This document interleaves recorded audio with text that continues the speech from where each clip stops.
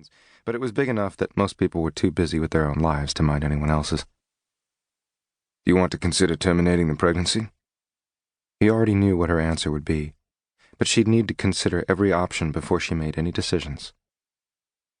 Cutter wasn't surprised when she slid her palms protectively over her still flat stomach. "Heavens, no. I would never do that. I'm not judging. That choice might be all right for some people, but you know I wasn't raised that way." Though she and her father had been at odds for most of her life, Brea loved the big preacher and tried so hard to live righteously, to make the man proud. Her being unwed and expecting would devastate him, and his reputation. Ending the pregnancy, if anyone ever found out, would be 10 times worse.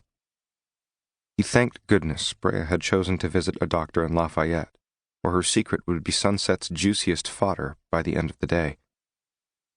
"Understood. Let's grab a bite of lunch and talk." Cutter escorted her to the door. Someone walked into the clinic. Brea cast a side glance over at the stranger, a 40-something man who never once looked her way, merely went about his business, totally not caring why she had an appointment. The second Cutter escorted her outside, the chill in the wind told him November was finally bringing some relief to the muggy days they'd endured through September and most of October.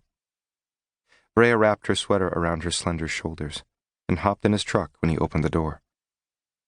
He dashed around and settled in the driver's seat, then tugged on his seatbelt and started the vehicle. "What are you going to tell 1 Mile?" She tensed, eyes going wide. "Nothing. You can't confront him about this either." "Look, he's a jackass and he'll make a lousy father, but I'm asking you to keep my secret," she pleaded with those big, dark eyes he'd never been able to refuse. "Please." "I have to work with him every day." As a fellow operative for EM Security Management, sometimes Cutter even had to trust the asshole with his life. She frowned. "It's not as if you voluntarily speak to him. All you have to do is not mention me." Was she insane? "He asks about you all the time." Pretty much every fucking day. Cutter still wasn't sure why. The guy didn't seem capable of actual attachment to anyone, but he obviously wasn't above using a woman for sex. Brea bit her lip. "If my daddy finds out I got pregnant by a man who's never even taken me on a date, he'll disown me. You know that." No disputing that fact. Cutter wasn't sure what that had to do with informing the douche who'd impregnated her that he was about to become a father, but after the confirmation of such jarring news, she was entitled to a break in logic. "When are you finally going to tell me what happened between you two?" She shook her head. "Leave it." He tried another tactic. "Be honest with me. Did he even bother to wear a condom?" "Don't do this." She frowned. "At least tell me if he forced you." "No. And I won't cry rape when it wasn't."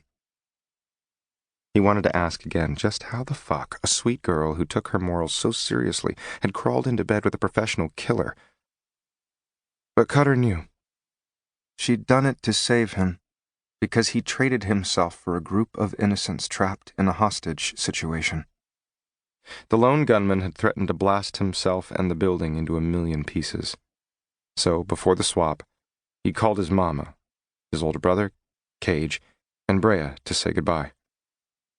Instead of accepting the situation, she'd hauled ass to Pierce, who insisted everyone call him 1 Mile as an homage to the former military glory of his longest recorded kill shot.